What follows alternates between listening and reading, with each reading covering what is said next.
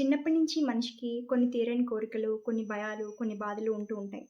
అయితే చాలా వరకు వాటిని మనం మర్చిపోయాం అని అనుకుంటాం కానీ, ఇవి మనకు తెలియకుండానే మన మైండ్‌లో హిడెన్‌గా ఉండిపోయి ఉంటాయి. ఇలా మనకు తెలియకుండానే మన మైండ్‌లో హిడెన్‌గా ఉండిపోయిన వాటిని గురించి చెప్పేదాన్ని సైకాలజీలో అన్‌కాన్షియస్ మైండ్ అంటారు.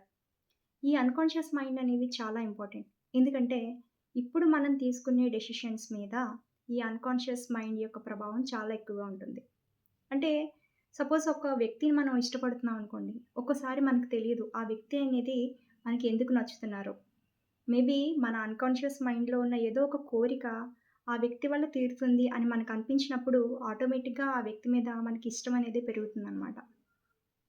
అవతలి వ్యక్తి మీద ఇష్టం గాని, ప్రేమ గాని, లేదా జాలి, దయ, కరుణ లేదా భక్తి అయినా సరే, దేవుడి మీద భక్తి అయినా సరే, మనకి ఏర్పడడానికి ఈ అన్‌కాన్షియస్ మైండ్ యొక్క ప్రభావం అనేది చాలా ఎక్కువగా ఉంటుంది.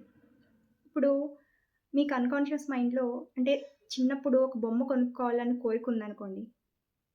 మీరు కోరుకున్న ఆ బొమ్మ మీద ఉన్న కోరికని ఇప్పుడు ఎవరైతే తీర్చారో, మీకు ఆ వ్యక్తి మీద ఎలాంటి ఒపీనియన్ వస్తుందంటే, ఇతను నాకు అన్‌కాన్షియస్ మైండ్‌లో ఉన్న కోరిక తీర్చాడు అంటే, నా లైఫ్‌లో ఇతను ఏం కావాలన్నా తీర్చగలడు. ఏం కోరిక కోరినా తీర్చగలడు. లేదు అతను ఒక భయాన్ని దూరం చేశారనుకోండి. ఇతను నాకొచ్చిన ప్రతి భయాన్ని దూరం చేయగలడు అన్న ఒపీనియన్ అనేది క్రియేట్ అవుతుంది. అంత ప్రభావం ఉంటుంది మీ అన్‌కాన్షియస్ మైండ్‌లో ఉన్న థాట్స్‌కి. Thank you.